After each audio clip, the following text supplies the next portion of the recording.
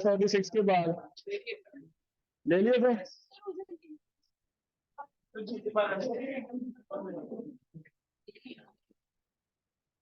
किसी का डाउट है बेटा 40 तक चेक करो, 36 के 40 के बीच में, 45 तक किसी का डाउट है? 45 तक क्वेश्चन नंबर बोल दो।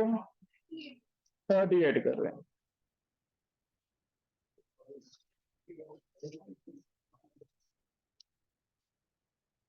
थर्टी एट क्वेश्चन पढ़ो, जिसने कर लिए थे वो बताएगा कोई।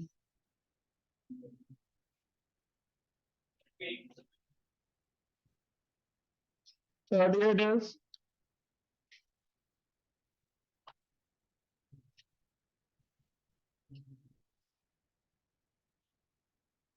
हाँ, क्या होगा बेटा? कौन सा पढ़ रहे हैं? 38 कह रहा है। 38 का रिएक्शन जो फर्स्ट ऑर्डर ये वाला है। हाँ, इसका आंसर बताओ जिसने कर लिए थे।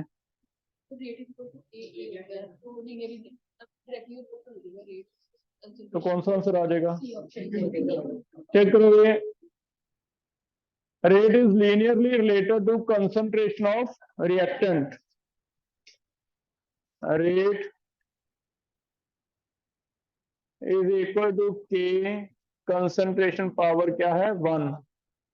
तो पावर 1 एट मीन्स कंसंट्रेशन बढ़ेगी तो रेट भी क्या होगी? बढ़ेगी। तो लीनियर ऐसे ग्राफ आना चाहिए, लाइक दिस। कंसंट्रेशन बढ़ती है तो रेट, ठीक है।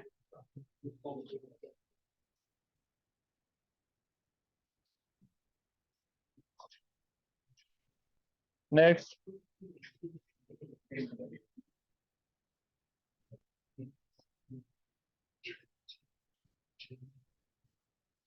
फोर्टी टू तक चेक करो, कोई डाउट है? 50 तक, 50 तक कोई भी डाउट है किसी को?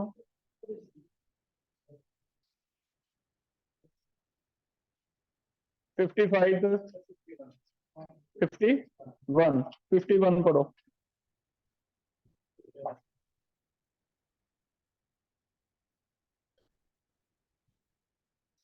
कोई बताना चाहेगा? 51 पढ़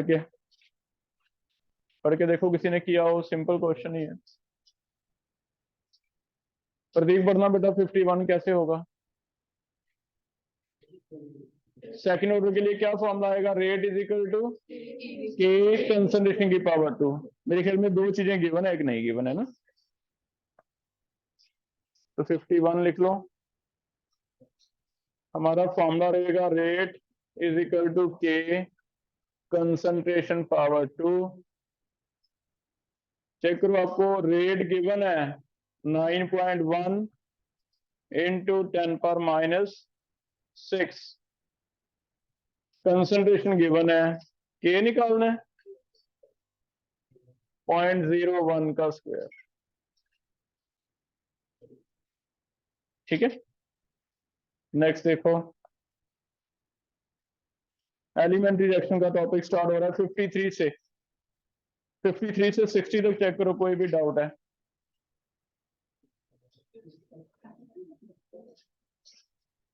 53 से 60 तक कोई भी डाउट है एलिमेंट्री रिएक्शंस में?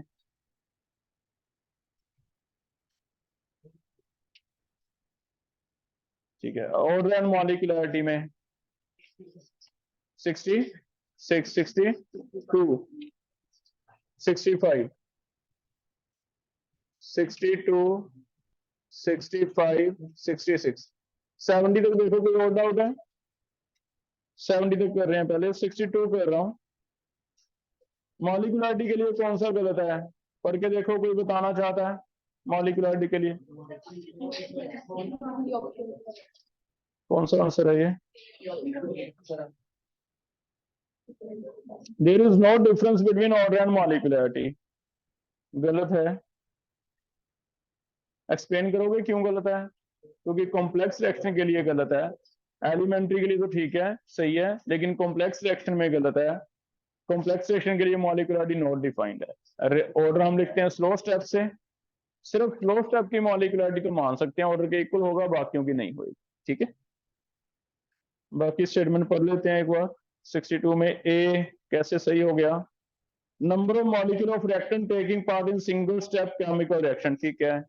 सिंगल स्टेप में जो हो रही है वो एलिमेंट्री रिएक्शन है, तो जितने पार्टिसिपेट कर रहे हैं उतनी क्या होगी? Molecular. B, it depends on rate determining step in the reaction. जो रेट डिसाइडिंग स्टेप है उसका ऑर्डर और मॉलिक्यूलरिटी क्या होगा? सेम। स्लोअर स्टेप उसके लिए सेम ही आएगा। थर्ड, मॉलिक्यूलरिटी होल नंबर है, ये भी सही है, ठीक है, तो तीनों सही है।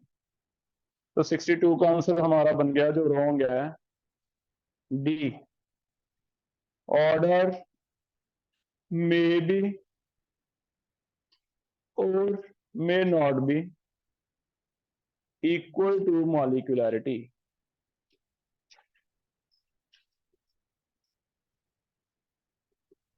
फिर तो लॉ ऑफ मास एक्शन सही हो जाता, ठीक है। कई रिएक्शनों में होगा, अगर सिंपल एलिमेंट्री है, कॉम्प्लेक्स में नहीं होगा।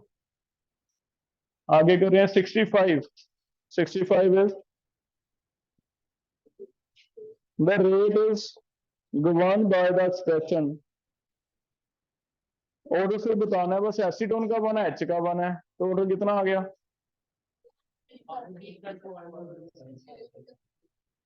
अच्छा, विद आयोडीन है, विद रिस्पेक्ट टू आयोडीन तो जीरो ही आ गया, आंसर है इसमें ए आ गया। अगर ओवरऑल होता तो टू होता। एसीटोन का बना है, एच का बना, लेकिन आई तो लिखा ही नहीं हुआ। लिखा हुआ इट मीन आई का क्या है? जीरो है, ठीक है, तो आई का जीरो लेना है। नेक्स्ट देखो 70 तक। 66, अगर एक्स लार्ज एक्सेस है तो फिर एक्स छोड़ दो, सीडो फर्स्ट ऑर्डर जैसे था, तो फिर वाई का पावर वन रह जाएगा, तो ऑर्डर कितना आ जाएगा? वन, है ना। अगर हम एक्स छोड़ दें 66 के एक्स की पावर टू है, वाई की पावर वन है, अगर हम ये छोड़ देते हैं तो फिर सिर्फ इतना रह जाएगा वाई की पावर वन। इसे हम कहेंगे स्यूडो फर्स्ट ऑर्डर, ठीक है। आगे देखो 71 तक, 75 तक, 75 तक, 80 तक कोई?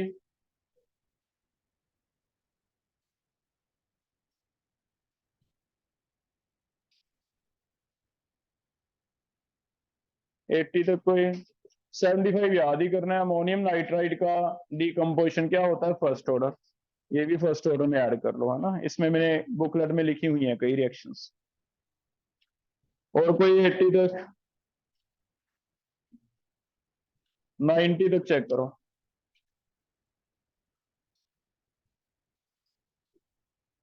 कितने की हैं बेटा आगे? कितने? 120। 90 तक चेक करो, कोई डाउट है? 84 कर रहे हैं, 84 देख लो।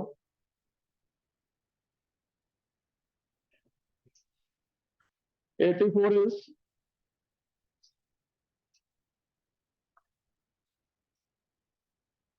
कॉम्प्लेक्स सेक्शन के लिए ऑर्डर स्लोएस्ट स्टेप से पता चलता है, सही हो गया। सेकंड, मॉलिक्यूलरिटी और स्लोएस्ट स्टेप इज सेम, ठीक है, मेरे ख्याल दोनों ही सही है। क्या लग रहा है आंसर? दोनों ही सही है। कॉम्प्लेक्स सेक्शन के लिए ऑर्डर स्लोएस्ट स्टेप से पता चलता है, और स्लोएस्ट स्टेप की मॉलिक्यूलरिटी भी सेम ही होगी। मान लो ये कोई कॉम्प्लेक्स रिएक्शन है, 2a plus B gives products, इसका ऐसे हमें मैकेनिज्म दे दिया, step one A plus B gives C, step two A plus C gives product. तो ये सी चाहे कट जाएगा आपका, है ना, यहाँ लिख देगा स्लो है, तो इसका ऑर्डर ए का वन, बी का वन, और इसकी मॉलिक्यूलरिटी भी कितनी हो गई? टू। तो स्लोएस्ट स्टेप जो रेट डिसाइडिंग है उसके लिए मॉलिक्यूलरिटी और ऑर्डर क्या होता है? सेम, ठीक है। नेक्स्ट देखो 80, 88, उससे पहले कोई? 87। 87 एंड 88 कर रहे हैं, दो question.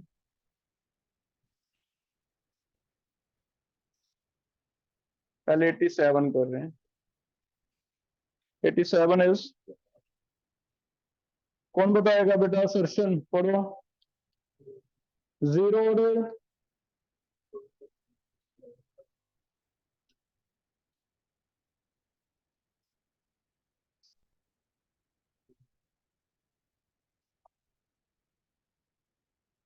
Sum zero order action में है वो order in fraction.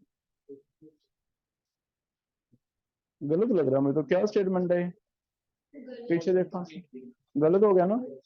Zero order का ऑर्डर कैसे चेंज हो जाएगा, जीरो का तो जीरो ही रहेगा, है ना। फर्स्ट ऑर्डर का फर्स्ट ही रहेगा, उसका फ्रैक्शन कैसे हो जाएगा, गलत है। Order cannot be determined from balanced chemical equation, ये सही है। बैलेंस से नहीं पता चलता, तभी तो रेट लॉ लिखे हमने, नहीं तो लॉ ऑफ मास एक्शन सारा सही हो। ठीक है, तो पहला गलत है, सेकंड सही है। आगे देखो कोई और। 88 का आंसर ए आना चाहिए, दिया क्या है बेटा, बी दिया। 88 का आंसर ए आना चाहिए, भी बी दिया, कोई एक्सप्लेन करो।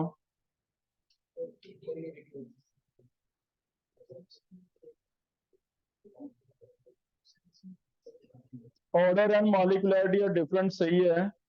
Order can be determined experimentally, molecularity the sum of, क्या लगता है ए आना चाहिए, बताओ। बी भी सही लग रहा है मुझे तो, क्योंकि ऑर्डर एंड मॉलिक्यूलरिटी डिफरेंट है, और डिफरेंट क्यों है इसके तो कई रीजन है ना। ज्यादातर कॉम्प्लेक्स रिएक्शन के वजह से डिफरेंट है, अगर एलिमेंट्री रिएक्शन है फिर तो सेम ही होएगी। कॉम्प्लेक्स रिएक्शन में क्या आता है, डिफरेंट, तो मुझे लगता है ड्यू टू कॉम्प्लेक्सेशन आना चाहिए था, कि अगर कोई रिएक्शन कॉम्प्लेक्स है, एक से ज्यादा स्टेप्स में होती है, तभी ये फर्क पड़ता है। अगर कोई एलिमेंट्री है फिर तो सेम ही आती है।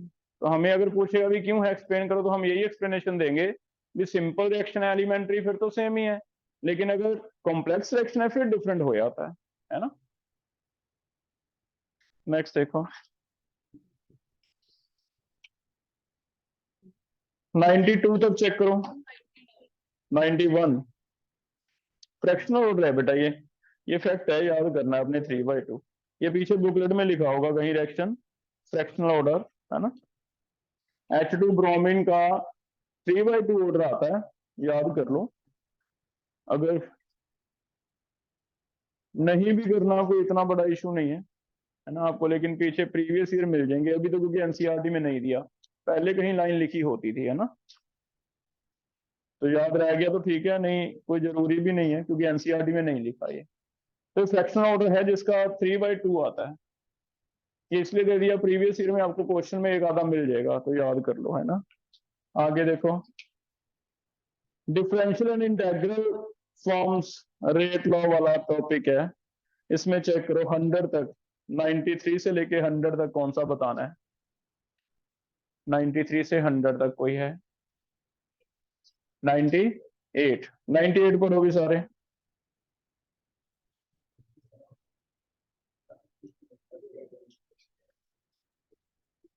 जीरो नहीं लग रहा ये, बताओ। एक्स का रेट कंसंट्रेशन लगातार सेम स्पीड पे कम होता जा रहा है, स्लोप देखो, जितनी हाइट कम होती है उतना ही टाइम बढ़ता है, तो सेम स्पीड पे कम हो रहा है। और अगर सेम स्पीड पे कंसंट्रेशन कंज्यूम हो रही है, तो वो कौन सा ऑर्डर होता है, जीरो। ठीक है, बाकी सभी रिएक्शनें रेट चेंज करती हैं, चाहे फर्स्ट ऑर्डर है चाहे सेकंड ऑर्डर है, टाइम के साथ चेंज होएगी, लेकिन जीरो ऑर्डर का रेट ऑफ कंजप्शन क्या रहता है, सेम। जैसे याद हमने न्यूमेरिकल भी ऐसे किए थे, कि अगर हमें पता चल जाए कि 1 मोलर पर सेकंड, दैट मींस पता भी 1 मोल 1 सेकंड में कम होता जाएगा, तो बस 1 मोल 1 सेकंड में, 1 मोल 1 सेकंड में, ऐसे ही चलेगा हमेशा। तो वो क्या रहता है, स्ट्रेट लाइन कांस्टेंट रहेगा। ठीक है, तो डिक्रीज जो है वो कांस्टेंट रहेगा, टाइम के साथ चेंज नहीं होता। चेक करो आंसर, जीरो ऑर्डर दिया हुआ है। K is equal to A naught minus A by T, इससे निकाल लो K T is equal to A naught minus A इधर लेके जाते थे, A naught minus K T. करो कंसंट्रेशन टाइम ग्राफ, स्लोप क्या आएगा, नेगेटिव, स्ट्रेट लाइन इक्वेशन है, तो ऐसे भी आ जाएगा, y is equal to c plus m x, तो नेगेटिव स्लोप आ रहा है। ठीक है, स्लोप कितना आ रहा है, यहाँ पे के आ जाएगा, कर लोगे। नेक्स्ट देखो,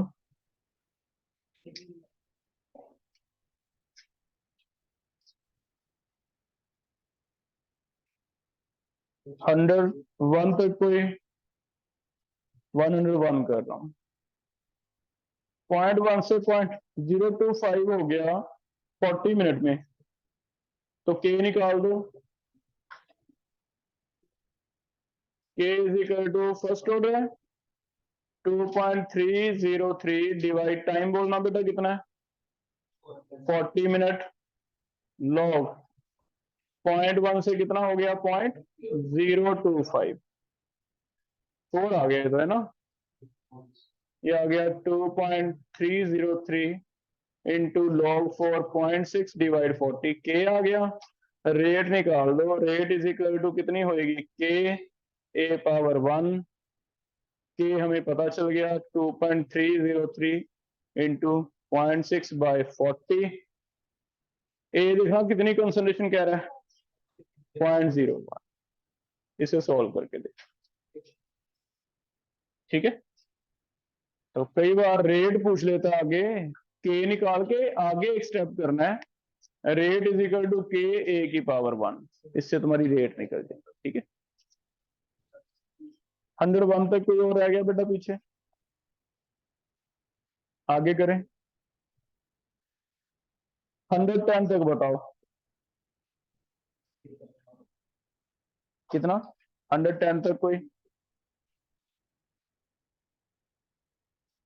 आगे किए हैं 110 से, 120 तक देखो फिर, 116 कर रहे हैं, 116 पढ़ो। हाफ लाइफ दिया हुआ है 10 मिनट, 100 मिनट के 10 हाफ हो गए, फिर 10 बार आधा करते जाओ, सीधा भी आ जाएगा आपका answer. T 99.9% 10 T half, relation याद है, टी 99.9% इज 10 टी हाफ, तो बस सीधा ही आ जाएगा, 99.9% कंप्लीट हो जाएगी, ठीक है, क्लियर है।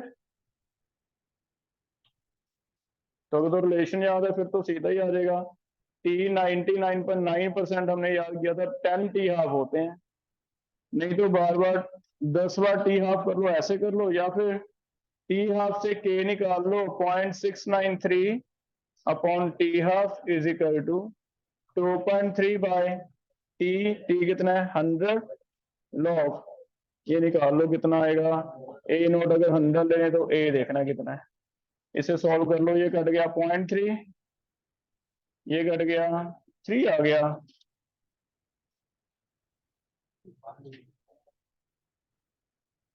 10 की पावर 3 लिख लें, इसे लॉग हटा दें, इससे ए कितना आ जाएगा, ए इज इक्वल टू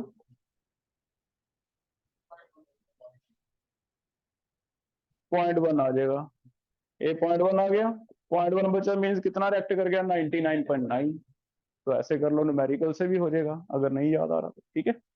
हमने क्या किया, टी हाफ से के निकल जाता है इतना, टी हाफ से के निकल गया, के का वैल्यू भरा 2.3 बाई 100, लोग ए नोट 100 ले लिया, ए देख लो कितना बचता है, अगर 100 से 0.1 बचता है इट मींस कितना रेक्ट कर गया 99.9, तो ए मैंने प्रूव कर दिया, अभी 0.1 बचता है, ठीक है, ऐसे हो जाएगा, कर लोगे।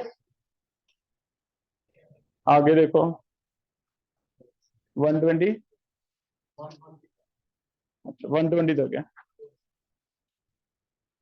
ठीक है, फिर बाकी कल कर लें, जो रह गए कल कराओ, ठीक है। 150 तक है, इसके बाद आपने एमटीजी फिंगर टिप उठानी है, जब ये खत्म हो जाएंगे उसके बाद क्या करना है, एमटीजी फिंगर टिप्स, ठीक है।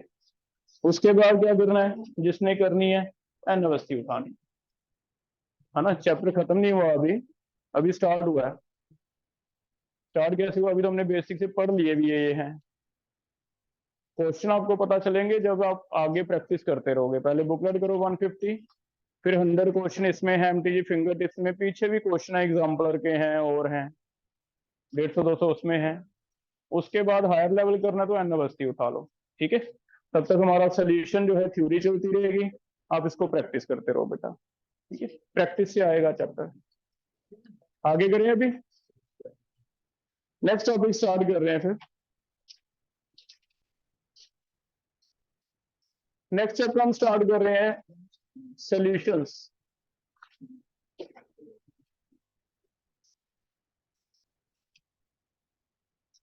पहला चैप्टर आपका एनसीईआरटी का solutions.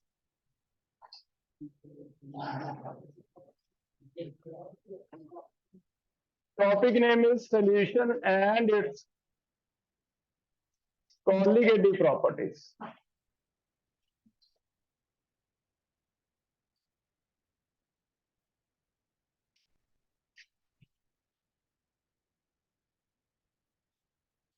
Solutions and it's colligative properties, ये वाला मेन टॉपिक है हमारा, कॉलिगेटिव प्रॉपर्टी। लेकिन यहां पहुंचने से पहले कुछ बेसिक सी चीजें हमने समझनी है भी, सॉल्यूशन क्या होते हैं, कितने तरह के होते हैं। सॉल्यूशन समझते हो? पानी में शुगर घोल दिया सॉल्यूशन बन गया, पानी में सॉल्ट घोल दिया सॉल्यूशन बन गया, वो सॉल्यूशंस हैं। कल हम बेसिक प्रैक्टिस पढ़ेंगे सॉल्यूशन के, सॉल्यूशन क्या होते हैं, इनकी सॉल्युबिलिटी किन फैक्टर पे डिपेंड करती है। फिर एक टॉपिक आएगा सॉल्यूशन का वेपर प्रेशर निकालना।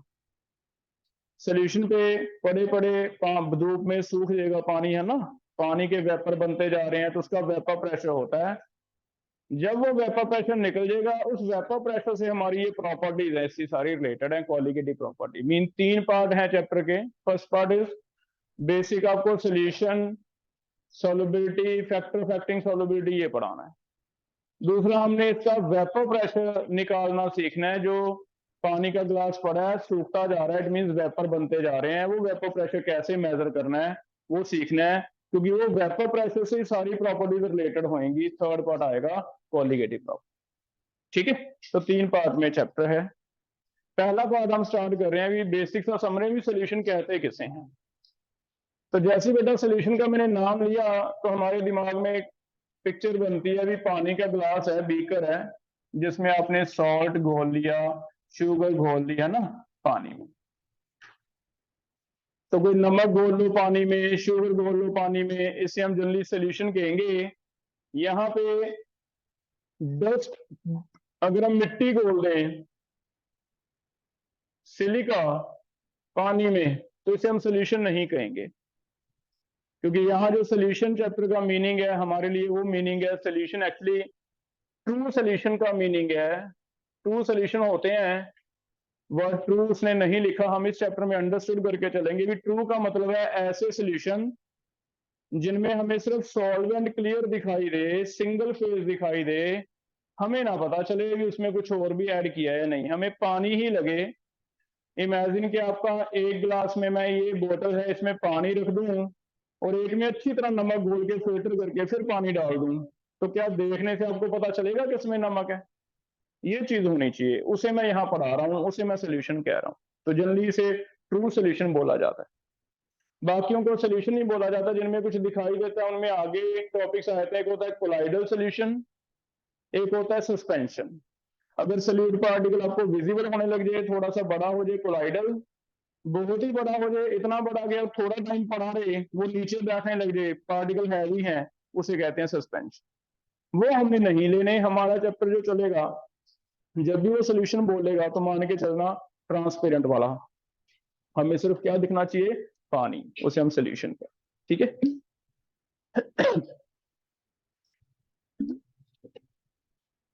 क्या डेफिनेशन लिखे फिर सोल्यूशन का? एनसीईआरटी में स्टार्टिंग है ऐसे लाइन लिखी, देखो आपको समझ आ रहा है नहीं। डेफिनेशन लिखो, ये कह रहा है solution is homogeneous mixture of 2 or more substances. Solution is homogeneous mixture of 2 or more substances. हम ज्यादातर 2 वाले पढ़ेंगे, 2 सब्सटेंस, एक सोल्यूट एक सॉल्वेंट। हाँ 3 भी हो सकते हैं, पानी में नमक भी डाल दो, शुगर भी डाल दो, तब भी कौन सा पता चलता है ना, तब भी पानी दिखता है। तो सिर्फ 3 कंपोनेंट भी कह देते हैं, 4 भी डाल दो, कोई फर्क नहीं पड़ता। लेकिन हम जो ज्यादा डिस्कस करने वाले हैं 2 कंपोनेंट वाला, ये एक सोल्यूट है हमारे लिए, एक क्या है, सॉल्वेंट।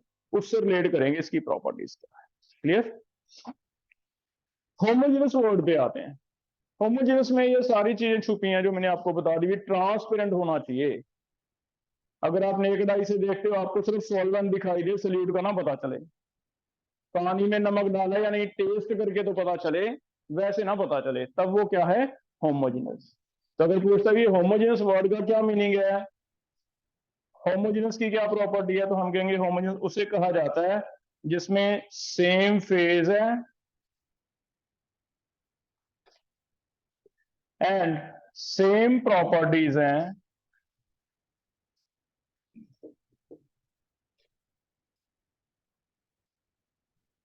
या फिर कहीं वर्ड लिखा हो कंपोजिशन है थ्रू आउट द मिक्सचर।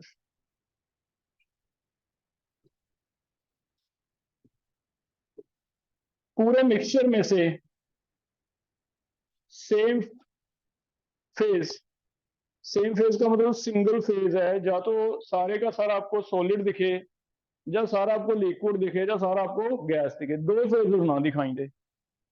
आपको पानी ही दिखे, नमक तो सॉलिड है ना, नमक डाला सॉलिड, लेकिन सॉलिड दिखेगा नहीं आपको।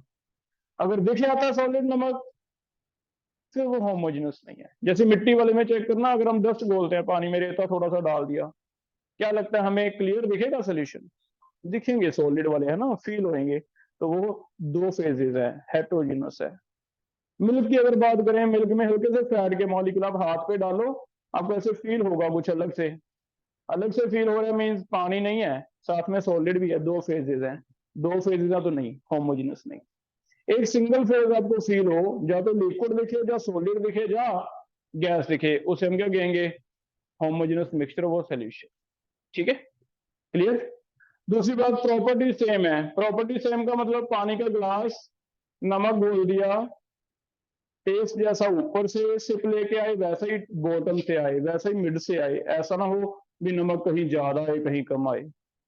इसी को कहते हैं सेम कंपोजिशन। सेम कंपोजिशन का मतलब पानी का ग्लास भरा है, नमक गोला है, ऊपर से 100 ग्राम पानी लेके सुखा लो, अगर उस 100 ग्राम में 10 ग्राम नमक निकलता है, वो 100 ग्राम पानी ऊपर की बजाय बॉटम से ले लो, उसे सुखा लो, उसे में से 100 ग्राम में से सूख के कितने ग्राम नमक दिखे, 10 ग्राम, 10 ही दिखेगा।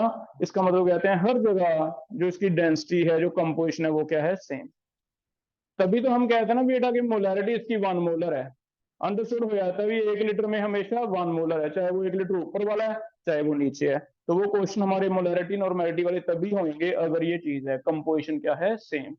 ये कंपोजिशन सेम वाला सिर्फ ट्रू सोल्यूशन पे लगता है, कोलाइडल या सस्पेंशन में नहीं लगता। हमने मिट्टी डिजोल्व की पानी में, हैवी होने की वजह से नीचे नीचे ज्यादा होगी, ऊपर क्या होगी, कम, तो क्या सेम कंपोजिशन आएगी, नहीं आएगी, तो उनमें नहीं है। तो हमें ये क्वालिटी चाहिए उसमें, सेम कंपोजिशन चाहिए, सेम प्रॉपर्टी चाहिए, सेम फेज चाहिए, इसलिए हमने एक वर्ड ले लिया क्या, होमोजेनस, और हम ऐसे वाले सोल्यूशन की यहाँ बात करनी है। क्लियर है बेटा, कितनी बार क्लियर। आगे चलते हैं, टू कंपोनेंट सिस्टम के बारे में हम पढ़ेंगे। हमारा जो सोल्यूशन है उसमें जनरली दो कंपोनेंट है, एक होता है सल्यूट, एक क्या होता है, सॉल्वेंट। सल्यूट और सॉल्वेंट को डिफाइन कर दो, क्या होते हैं। जनरली जो ज्यादा अमाउंट में रहता है उसे क्या कहते हैं, सॉल्वेंट, जो कम अमाउंट में रहता है उसे क्या कहते हैं, सल्यूट। तो अगर कोई ज्यादा अमाउंट में है, सॉल्वेंट, एक्सेस अमाउंट में, उसे कहा जाता है सॉल्वेंट। लेकिन जनरली इसकी एक और प्रॉपर्टी भी है, solvent, solvent is that component which is visible to naked eye। जैसे पानी और नमक में से हमें क्या दिखाई देगा, पानी या नमक, पानी, तो हमारे लिए पानी क्या माना जाएगा, सॉल्वेंट। इट मीन्स कई जगह हो सकता है क्वांटिटी सेम दे दे, 40 ग्राम ये 40 ग्राम से, तो फिर कौन सा होगा, तो आपको ऐसे सोचना है, इमेजिन करना भी हमें दिखेगा क्या, जो दिखाई देगा उसे हम क्या कहेंगे, सॉल्वेंट। तो जनरली तो ज्यादा वाला सॉल्वेंट कम वाला सल्यूट होता है, लेकिन मेन ये भी याद रखना है कि जो कंपोनेंट हमें दिखाई देता है, जो फेज विजिबल है, उसे हम सॉल्वेंट कहेंगे, दूसरे को सॉल्वेंट नहीं कहेंगे। खासकर पानी वाले केसेस में शुगर डालो, नमक डालो, पानी ही को क्या लेना है, सॉल्वेंट। एक्वस में ज्यादातर पानी ही सॉल्वेंट माना जाएगा, ठीक है, तो ये ध्यान हो जाएगा बेटा। आगे है topic types of solution, classification किया हुआ है सॉल्यूशन का।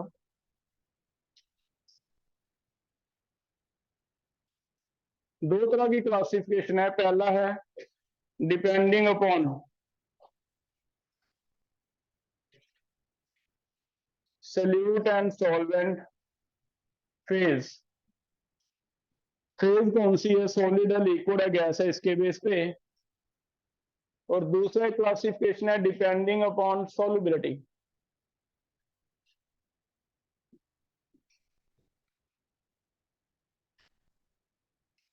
दो तरह का क्लासिफिकेशन।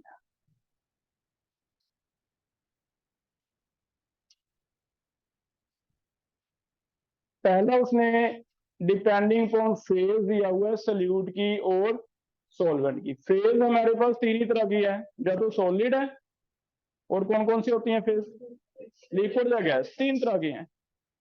तो मैं तीनों तरह की एक एक करके सॉलिड सॉल्यूट की चेंज कर दूंगा फेज, फिर तीनों की एक एक करके क्या कर दूंगा, सॉल्वेंट। अगर ऐसे करें बेटा तो मैथमेटिकली कितने को ऑप्शन बन जाएंगे हमारे पास, प्रोबेबिलिटी देखते हैं। एक सॉल्वेंट है, एक सोल्यूट है। मान लो सॉल्वेंट हमारे पास लिक्विड हो सकता है, सॉलिड हो सकता है, और गैस हो सकता है। एक बार मैंने लिक्विड ले लिया पानी, एक बार कोई सॉलिड ले लिया, एक बार कोई गैस ले लिया। अब हम आगे सोच रहे हैं भी जैसे वो दिमाग से निकालने भी सोल्यूशन का मतलब, अभी तक तो हम ये समझते थे पानी वाले हैं, नहीं पानी वाले नहीं है। अब वर्ड आ गया होमोजेनस मिक्सचर। वो तो कहता है बस मिक्स करो, किसी को भी मिक्स कर दो, दिखने में एक दिखे तो फिर वो सारे ही क्या है, सोल्यूशन।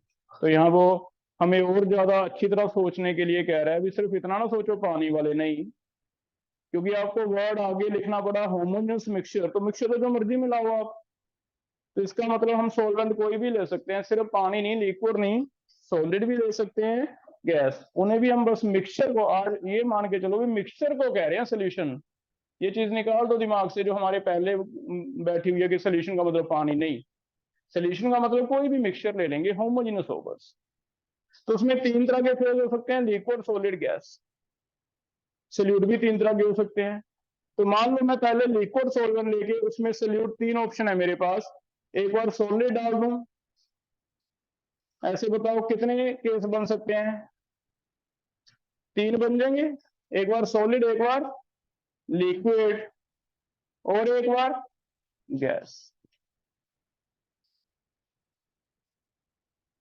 और इसे वो ऐसे बोलेगा solid in liquid, liquid in liquid, gas in liquid.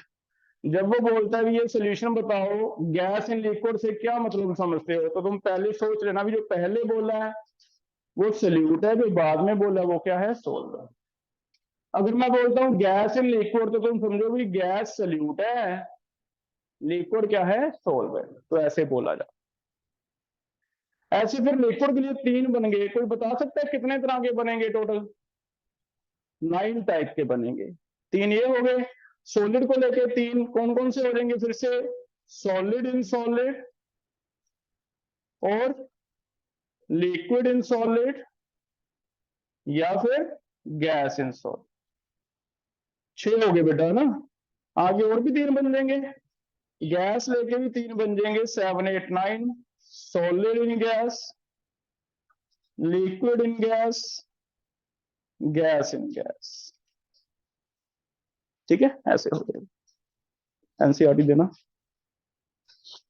तीन हो जाएंगे, क्लियर है। तो बहुत सिंपल क्लासिफिकेशन है, 9 टाइप के सोल्यूशन होते हैं, ठीक है, रहना चाहिए होमोजेनस। एनसीईआरटी है बेटा किसी के पास।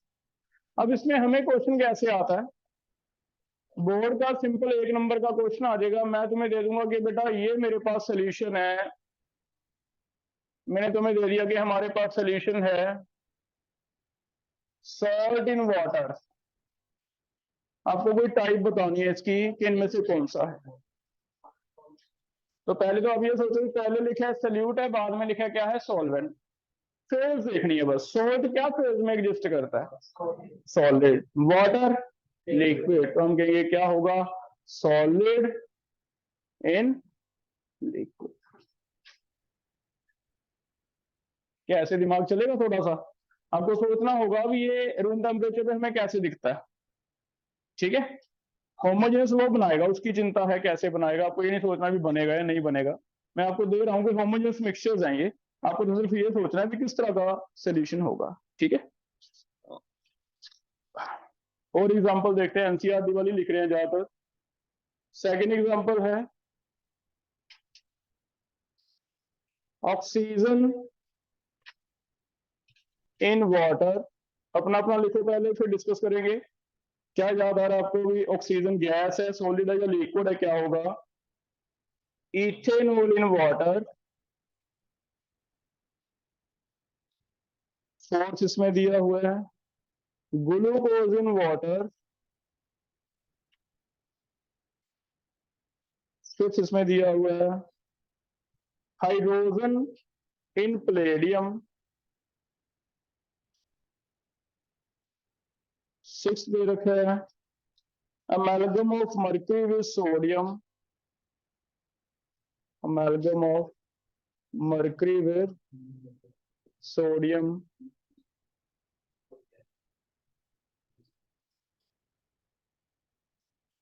सेवंथ इसने दे रखा है camphor in nitrogen gas. Camphor in nitrogen gas. Eighth इसने दे रखा है क्लोरोफॉर्म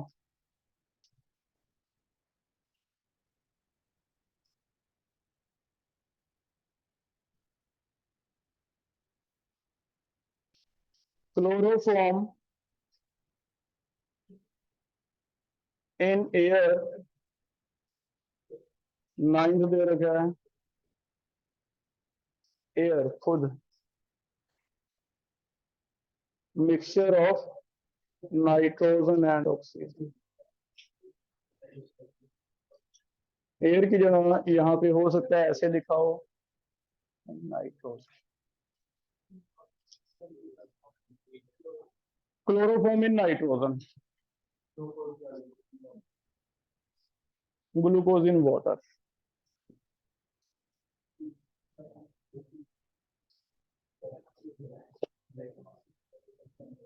इनके बारे में हमें सोचना थोड़ा सा कि क्या क्या फेज बन सकती हैं।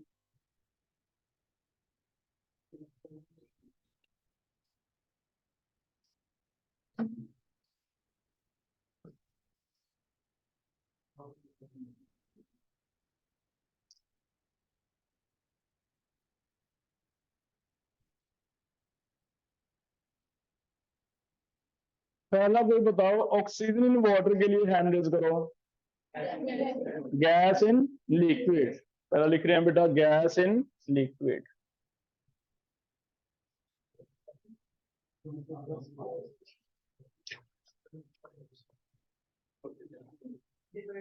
लिक्विड इन लिक्विड, अल्कोहल भी लिक्विड होता है, पानी भी क्या होता है liquid. Liquid in liquid. Glucose sugar जो खाते हैं घर पे, solid in liquid. Solid in liquid, ठीक है, सिंपल है बहुत।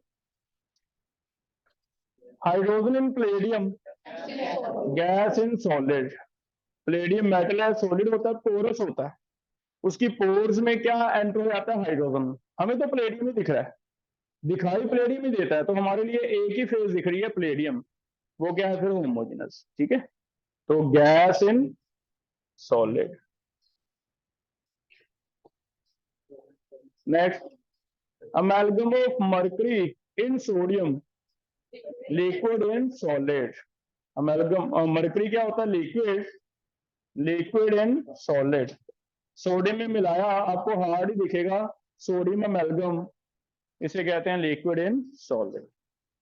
कैम्फर बेटा मैं बता दूं, कैम्फर आपका सॉलिड होता है जनरली, है ना, कपूर कहते हैं इसे, हाईली कंबस्टिबल होता है। कभी आपने बसंत पे वो हॉट एयर बैलून उड़ाए हों, उनमें वाइट सा जो टुकड़ी देता है वो ज्यादातर क्या होता है, camphor, because it is highly combustible, it easily catches fire, तो वो वोलेटाइल होता है ना।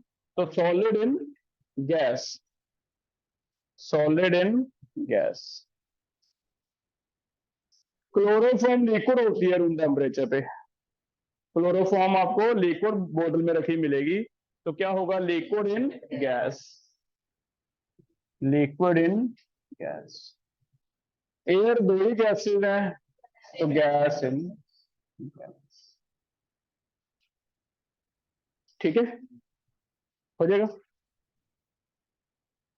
एक और इंपॉर्टेंट लिख लो, 22 कैरेट गोल्ड, एक मल्टीपल में ये पूछ लेता, कई बार एनसीईआरटी में नहीं दिया। 22 कैरेट गोल्ड, जो गोल्ड आप ज्वेलरी में यूज करते हो, किसी को पता है इसकी कहानी? ये फुल जो प्योर होता है 100% कितने कैरेट होता है? हमने मूल कंसेप्ट में किया था ना। तो जो ज्वेलरी बनाते हैं वो 22 या 20 कैरेट ऐसे बनाते हैं। तो गोल्ड में कॉपर या कोई और मेटल मिक्स करते हैं, लेकिन हमें दिखने में गोल्ड ही दिखाई देता है, हमें नहीं पता चलता, वो इतनी अच्छी तरह मिक्सअप हो जाता है सिल्वर या कॉपर कि हमें एक ही फेज दिखती है गोल्ड। इट मीन हमारे लिए वो भी क्या है, होमोजिनस है ना। तो 22 कैरेट गोल्ड, 22 कैरेट गोल्ड, तो हम लिखेंगे सॉलिड इन सॉलिड, क्योंकि दोनों मेटल्स ही क्या होंगे, सॉलिड। हमें नहीं पता कॉपर है गोल्ड में, हमें नहीं पता सिल्वर है गोल्ड में, वो उसकी मर्जी है मिलाने वाले की। हमें ये पता कि ये तो ज्वेलरी जो लेके आए हम, ये भी एक सोल्यूशन है एक तरह का। हम कह सकते हैं कि हमने सोल्यूशन पहना हुआ है गले में, किसका सोल्यूशन पहना हुआ है, गोल्ड का और कॉपर का, या गोल्ड का और सिल्वर का। तो अब हम वाइड सोचने लग गए। सोल्यूशन जो 10 तक सोचते थे कि सिर्फ पानी वाला नहीं, सोल्यूशन हमारे लिए वैसे सारे ही हैं। हाँ, पढ़ेंगे पानी वाला वो भी अलग चीज है, पढ़ेंगे ज्यादा पानी वाला वो ज्यादा इंपॉर्टेंट है, लेकिन हाँ ऐसे सोच सकते हो आप, तो सॉलिड इन सॉलिड भी मिला के क्या बनाते हैं, सोल्यूशन बनाते। कर लोगे बताए, तो पहली क्लास से सेकंड क्लासिफिकेशन करें, ये समझ आ गया। 9 टाइप का है। एक बार सॉलिड लेके 3 तरह का डाल दिया, solid in solid, liquid in solid, gas in solid. फिर फेज सॉल्वेंट की लिक्विड ले ली, 3 तरह का हो गया, solid in liquid, gas in liquid, liquid in liquid, ऐसी गैस लेके डाल दी। क्लियर है। नेक्स्ट पढ़ रहे हैं, सेकंड है डिपेंडिंग अपॉन सॉल्युबिलिटी। ये टॉपिक मैंने आपको पढ़ा रखा है, आप खुद ही बता सकते हो। बताओ 3 तरह के सोल्यूशन थे, सैचुरेटेड, अनसैचुरेटेड, सुपर सैचुरेटेड। थोड़ा याद कर लो, ऐसे नहीं बोलना, जिसको याद आएगा अच्छी तरह वो मुझे बताएगा भी ये क्या थे sir. Saturated, unsaturated and super saturated.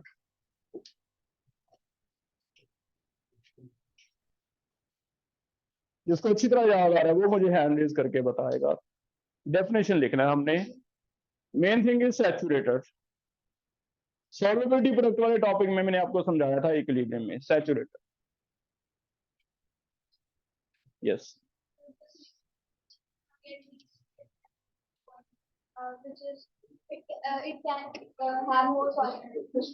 वो क्या है, अनसैचुरेटेड। सैचुरेटेड बताओ क्या है, क्या है? अरे नहीं, सिंगल डबल बॉन्ड नहीं है, एल्केन अल्कीन है। सोल्यूशन की बात चल गई।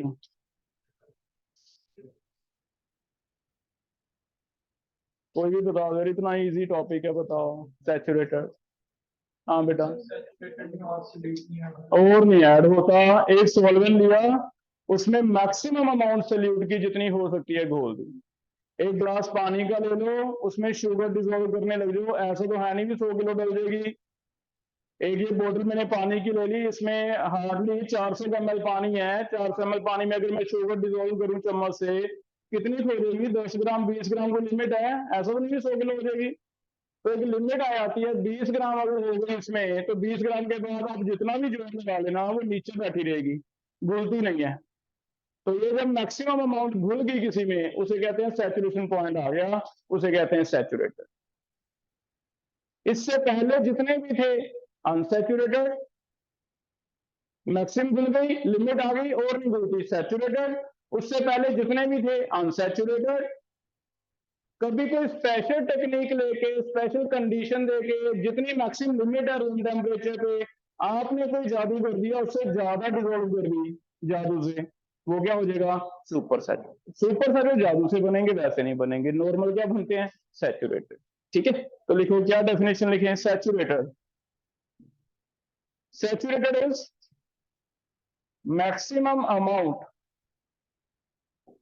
Of solute is dissolved.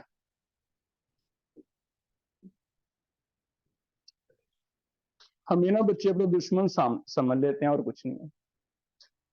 डांट देते हैं, बस यही रीजन है। दुश्मन तो नहीं है यार तुम्हारे, है ना, वेल विशर हैं। तो इसे दिमाग से निकालो कि मैं तुम्हारा दुश्मन हूँ, है ना। और वो माइंड से निकालो कि इसे पकड़ेंगे कभी। देखना, ऐसी वाली बातें छोड़ दो तुम करनी। तुम्हारे वेल विशर हैं बेटा, है ना। Marks maximum amount of solute. हमें भी आता था ना गुस्सा, कई बार टीचर पे आ जाता है ना। यार हटता ही नहीं है, हम क्या करें? क्या करें बताओ, उसकी भी मजबूरी है। अब समझ आती है वो बातें, यार उसकी भी मजबूरी होती थी। हमारे एक टीचर थे दर्शन जैन सर, साइंस पढ़ाते थे। हम आज भी याद करते हैं उनको। बड़ा शौक था हमें अच्छी तरह समझाने का चीजें। समझने वाले समझे ना समझे, उन्हें बड़ा शौक था। तो ये साइंस उनके पास ना लैब भी होती थी। सोडियम मेटल का एक्सपेरिमेंट करने लग गए। सोडियम मेटल बड़ी इजिली इट कैचेस फायर। तो वो क्या कहने लग गए हमें, कहते कभी आपने वो बाबा जी देखे हैं पखंडी होते हैं जो, वो ऐसे पानी डाल देंगे और आग लग जाएगी। तो आज मैं करके दिखाऊंगा तुम्हें। हम बड़े एक्साइटेड भी, 9th क्लास में थे शायद, 8th में थे, पता नहीं। लो भी आज तो चमत्कार होगा, है ना, कि देखे कैसे होगा। जाओ तू कहने थोड़ी घा लब के लिया सुक्की जी, कोई घास फूस को इकट्ठा किया। उन्होंने सोडियम मंगवाई अपनी, वो निकाल ली काट के उसके नीचे रख दी। सोडियम पे जैसे ही पानी डलता है बेटा, इतनी एक्सोथर्मिक रिएक्शन है कि इट कैचेस फायर। उसमें से हाइड्रोजन निकलती है, एक्चुअली बेसिकली हाइड्रोजन कैचेस। वो क्या होता है, सरकारी स्कूल था। सोडियम पता नहीं कब की आई पड़ी थी, 10 साल की, 5 साल की। तो वही सर ने ऐसे, जैसे सारे तुम क्लास में बैठे हो, है ना, मैं तुम्हें कहूंगी आओ मैं तुम्हें एक्सपेरिमेंट करता हूँ। वो सर ने थोड़ा सा पानी ऐसे डाला, धुआं सा तो निकला हल्का सा, पर कुछ हुआ नहीं ज्यादा। पुरानी बड़ी सोडियम। वो क्या होता है कि सर फिर ऐसे एम्बेरस नहीं होता कि अब बच्चे हंसे जा रहे हैं ना, हो नहीं रहा कुछ, और पानी डाला, कुछ नहीं हुआ, और बच्चे हंसने लग गए। उनने क्या किया, गुस्से में एक गिलास पड़ा था पानी वाला, जिसमें पीते थे, पानी का गिलास उठाया, सोडियम उसी में डाला। वो एकदम ब्लास्ट सा हुआ है, चेयर पे बैठे थे पीछे गिर गए। बच्चे कोई कहीं भागे हंसते हुए, कहीं भागे, उठाया उठाया किसी ने भी। तो आज भी मेरे इंसिडेंट याद है। हमसे हंसी नहीं कंट्रोल हुई, फिर धीरे धीरे आगे उठाया हमने सर को। तो ऐसे हो आता है बेटा। तो उनसे हम सीखते हैं भी। पहले हमें भी ऐसे लगता था, है ना। एक बार मैं इंटेलिजेंट था, आपको बता दूं, मैं फर्स्ट आता रहा हूँ। मेरा आज भी अपने गवर्नमेंट स्कूल में बोर्ड पे नाम लिखा हुआ है। तो मैं हमेशा फर्स्ट आता था। फर्स्ट आता था, क्या हुआ 10th में ना, ऐसी पता नहीं, कई बार होता है कि हम थोड़े से बड़े अपने आप को समझने लगे, हम पता नहीं बड़े हो गए 10th में, स्कूटर वगैरह सीख गए, है ना, इधर उधर घूम। वही मैं इंग्लिश में सर ऐसे लिए पढ़े हैं नहीं, अपनी बना के लिखा करें ये। तो उस पर एक बार सर ने लिख दिया, admit to mental hospital Amritsar. मेरे आज भी याद आती है बातें उनकी। कहते हैं तुझे मैं समझता था ना, तो स्कॉलरशिप भी मुझे मिली हुई है, मेरे 5th ऑनवर्ड मेरी स्कॉलरशिप रही है ना, गवर्नमेंट की तरफ से वो पेपर से दिलाते थे, हम निकल जाते थे। तो 10th में इतना गुस्सा मेरे पे उनको, यार तुझे जो मैं इतना यहाँ तक लेके आया हूँ, तू बस अब बकवास, ये हो गया, बर्बाद हो गया, तुझे मैं अमृतसर छोड़ के आऊंगा तुझे मेंटल हॉस्पिटल। तो उनको इतनी अटैचमेंट थी, मेरे मार्क्स ना कम हो जाते, उनसे बर्दाश्त नहीं होता था किसके कैसे, क्योंकि वो ऐसे बताते रहते थे ये मेरे स्टूडेंट हैं ये, और ये ऐसे हैं, ऐसे एक अजय होता था, 2-3 जने थे हम लोग, है ना। तो टीचर ऐसे, आपको पता नहीं होता, अपने स्टूडेंट से ही सबसे ज्यादा अटैच होता है। उसको गुस्सा सिर्फ इस चीज का आता है कि मेरा स्टूडेंट कैसे पीछे रह रहा है। उस वजह से कई बार वो गुस्सा भी ज्यादा कर जाते हैं, रिएक्ट भी ज्यादा कर जाते हैं। तो हमारा बॉन्ड ये बन नहीं रहा, अलग बात है, लेकिन मैं तुम्हें बता रहा हूँ कि हमारा गुस्सा करने का रीजन सिर्फ इतना ही होता है कि हमें अपने स्टूडेंट से बहुत ज्यादा एक्सपेक्टेशन होती है, और मैं अपने आप को रिप्रेजेंट नहीं कर पा रहा। जो रिजल्ट आ रहे हैं ना, मैं बड़े प्राउडली कहता हूँ, वो बच्चे, अभी तुम्हें बताया था कि सविकाश है एम्स में, बताई थी तुम्हें बात? नहीं बताई। सविकाश है एम्स में गया था 710 लेके, 2-3 दिन पहले मैंने उसको जस्ट एक व्हाट्सएप छोड़ा, मैंने कहा बेटा कोई 2 मिनट की क्लिप बना दे कि मेरे बच्चों का नीट आ रहा है और इनको बस ये मोटिवेट करना है भी आप कैसे कैसे पढ़ो ये। साथ के साथ उसका फोन भी आया, क्या सर आपको मैसेज करने की जरूरत नहीं है, जो मर्जी कॉल करो, मैं अभी बना के भेजता हूँ। आधे घंटे के अंदर उसने क्लिप भी बना के भेजी 2 मिनट की कि मोटिवेट कैसे कर। तो ये अटैचमेंट होती है, और क्या नहीं, उसने मुझसे क्या लेना, डॉक्टर बन गया है ना, मैंने पढ़ा दिया काम में। लेकिन नहीं, ऐसा नहीं, एक बॉन्ड बन जाता है। जैसे मैं अपने टीचर के बारे में बता रहा हूँ, तब से याद है हमें, आज भी होता है कहीं मिल जाए। ये चीजें तब सीखते हो तुम जब कुछ बन जाते हो लाइफ में, तब तुम्हें उनका कंट्रीब्यूशन याद आता है कि हाँ उनका कितना बड़ा कंट्रीब्यूशन रहा है हमारी लाइफ। उससे पहले नहीं आता। तब हम भी तुम्हारी तरह से इमेच्योर होते हैं, लेकिन शायद कभी ना कभी जो तुम में से कुछ ना कुछ ऐसे अच्छे बन जाएंगे, उन्हें कभी ना कभी याद आएगा भी लड़ता तो रहता था, है ना, पर कुछ ना कुछ अच्छा ही करता था हमारे लिए। तो इसलिए थोड़ा सा ये समझा करो कि तुम्हारे दुश्मन नहीं है, तुम्हारे वेल विशर है। जितना तुम्हें कोशिश करते हैं पढ़ाने की, तुम नहीं, बात नहीं बेटा, पर अपनी तरफ से मैक्सिमम एफर्ट लगाओ। हम अपनी तरफ से कोशिश करते हैं, बड़ी चीजें दिमाग में होती हैं, ये भी पढ़ाना है, ये भी पढ़ाना है, लेकिन ये नहीं पढ़ा सकते क्लास में, ये पढ़ा सकते हैं, ये अलग से बता सकते हैं, ये डाउट्स में बता सकते हैं। बड़ा सोच समझ के पढ़ाना पड़ता है ना, कि कब कौन सी चीज तुम्हें बतानी। निकलेगा वही देखो जो पढ़ेगा। चलो यहाँ आते हैं फिर। तो मैक्सिमम अमाउंट अगर घुल जाती है उसे क्या कहते हैं? सैचुरेटेड। इसमें तुम एक्सपेरिमेंट घर पे जाके करके देख लो। एक गिलास में पानी ले लो, शुगर घोलते जाओ, एक टाइम आ जाएगा कि और चम्मच आपने डाला, शुगर का घुल नहीं रहा, उसे क्या कह दोगे? सैचुरेटेड। जितने भी उससे कम है उन्हें क्या कहा जाता है? अनसैचुरेटेड। Less than maximum. ये चमत्कार कैसे होगा फिर? Super saturated, more than maximum, salute is dissolve. तो ये कैसे होता है बेटा? ये नॉर्मल कंडीशन पे नहीं होता है ना। जैसे हम चाशनी बनाते हैं घर में, तो शुगर बहुत ज्यादा एक्सेस हो लेते हैं, वो उसके लिए क्या करना पड़ता है? पानी को पहले गर्म करना पड़ता है। अब पहले गर्म कर दो, ज्यादा घुल गया, फिर उसे पड़ा रहने दो अनडिस्टर्ब, वो धीरे धीरे अपने आप रूम टेम्परेचर पे आ जाएगा। लेकिन उसमें कंडीशन है, थोड़ी सी भी इम्प्योरिटी हुई, थोड़ा सी आपने केयर नहीं किया, वो सारी जो एक्स्ट्रा शुगर है बाहर आ जाती है। इसलिए इसे कहा जाता है मेटास्टेबल। मेटास्टेबल का मतलब वेरी मच लेस स्टेबल होता है ये। तो इसमें एक मल्टीपल का क्वेश्चन आ जाएगा भी कौन सा मेटास्टेबल है। तो सुपर सैचुरेट बनाना मुश्किल है, बना लिया तो संभालना मुश्किल है। उसका हमें डर बना रहता है भी जो एक्स्ट्रा अमाउंट डिजोल्व की, वो कभी भी क्या आ जाएगी? बाहर आ जाएगी। इसे क्या कहते हैं? मेटास्टेबल। चलो भाई, बहुत सिंपल सा एक क्वेश्चन करके देखते हैं इसका। जैसे मैंने आपको बताया भी 35 ग्राम नमक इन 100 ml वाटर सैचुरेटेड बनाता है। ये सैचुरेटेड है। तो आपको बस इतना तो बताना है भी अगर मैं 20 ग्राम डाल दूं 100 में तो ये क्या होगा? लिखते जाओ, 20 ग्राम इन 100 ml। अगर मैं 40 ग्राम 100 ml में डाल के बना दूं सोल्यूशन तो ये क्या होगा? और अगर मैं 20 ग्राम इन 50 ml डाल दूं तो क्या? तो इसे आपको ऐसे बताना कि ये सैचुरेटेड होगा, अनसैचुरेटेड होगा या सुपर सैचुरेटेड, बस इतना का बताना। ठीक है,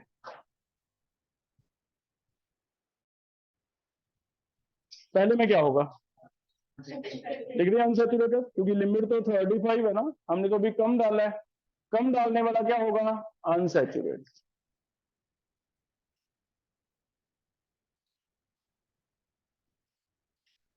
40 ग्राम क्या क्रॉस कर गया 35 से? 40 ग्राम क्या होगा? Super saturated.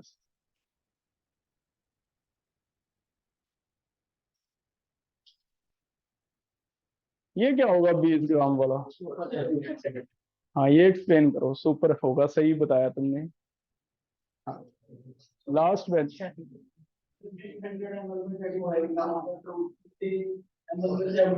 हाँ 17.5 लिमिट बन गई है ना। चाहे तुम ऐसे कर लो भी, इसे 100 में कर लो। अगर 20-50 में है तो 100 में कितना हो गया? 40 ग्राम इन 100, क्योंकि कंपोजिशन क्या रहती है? सेम। समझेंगे, ठीक है। 20-50 में है तो 100 में कितना होगा? 40। अब कंपेयर कर लो, 100 में 35 वाला था, ये 40 हो गया, क्या आ गया? सुपर। बस ऐसे ज्यादा से ज्यादा इस पे ध्यान देना ना। कुछ ऐसे आ रही है आपको, जितना दिया हुआ ना उतना कर लो, इसे कंपेयर करके यूनिटरी मेथड।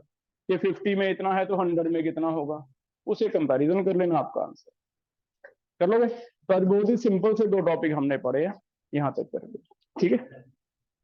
जो रह गए मल्टीपल वो कर कराना।